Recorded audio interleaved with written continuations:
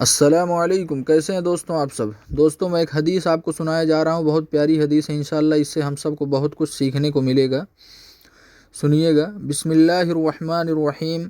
حضرت ابو قبشہ انماری رضی اللہ عنہ سے روایت ہے کہ انہوں نے نبی کریم صلی اللہ علیہ وسلم کو ارشاد فرماتے ہوئے سنا، میں قسم کھا کر 3 چیزیں بیان کرتا ہوں اور اس کے بعد ایک بات خاص طور سے تمہیں بتاؤں گا کہ اس کو اچھی طرح محفوظ رکھنا۔ وہ 3 باتیں جن پر میں قسم کھاتا ہوں ان میں سے پہلی یہ ہے کہ کسی بندہ کا مال صدقہ کرنے سے کم نہیں ہوتا، بے شک۔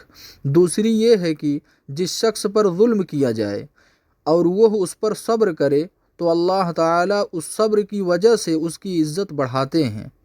تیسری یہ ہے کہ جو شخص لوگوں سے مانگنے کا دروازہ کھولتا ہے اللہ تعالیٰ اس پر فقر کا دروازہ کھول دیتے ہیں۔ پھر آپ صلی اللہ علیہ وسلم نے ارشاد فرمایا، ایک بات تمہیں بتاتا ہوں، اسے یاد رکھو۔ دنیا میں 4 قسم کے لوگ ہوتے ہیں۔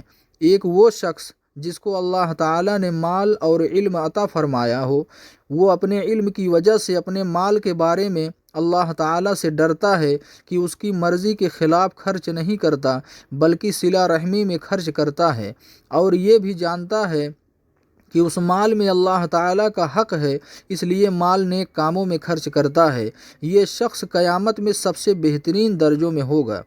دوسرا وہ شخص ہے جس کو اللہ تعالیٰ نے علم عطا فرمایا اور مال نہیں دیا، وہ سچی نیت رکھتا ہے اور یہ تمنا کرتا ہے کہ اگر میرے پاس مال ہوتا تو میں بھی فلاں کی طرح سے نیک کاموں میں خرچ کرتا، تو اللہ تعالیٰ اس کی نیت کی وجہ سے اس کو بھی وہی ثواب دیتے ہیں جو پہلے شخص کا ہے۔ اس طرح ان دونوں کا ثواب برابر ہو جاتا ہے۔ تیسرا وہ شخص ہے جس کو اللہ تعالیٰ نے مال دیا مگر علم عطا نہیں کیا، وہ اپنے مال میں علم نہ ہونے کی وجہ سے گڑبڑ کرتا ہے، بیجا خرچ کرتا ہے، نہ اس مال میں اللہ تعالیٰ کا خوف کرتا ہے، نہ صلہ رحمی کرتا ہے، اور نہ یہ جانتا ہے کہ اللہ تعالیٰ کا اس مال میں حق ہے۔ یہ شخص قیامت میں بدترین درجہ میں ہوگا۔ چوتھا وہ شخص ہے جس کو اللہ تعالیٰ نے نہ مال دیا نہ علم عطا کیا، وہ تمنا کرتا ہے کہ اگر میرے پاس مال ہوتا تو میں بھی فلاں یعنی تیسرے آدمی کی طرح بیجا خرچ کرتا، تو اس کو اس نیت کا گناہ ہوتا ہے اور اس کا اور تیسرے آدمی کا گناہ برابر ہو جاتا ہے، یعنی اچھے یا برے عزم پر اسی جیسا ثواب اور گناہ ہوتا ہے جو اچھے یا برے عمل پر ہوتا ہے۔ بے شک یہ ترمذی کی روایت ہے۔ دوستوں، اس سے ہم سب کو سیکھنے کو ملا نیت اور ارادے سے کتنا فرق پڑتا ہے۔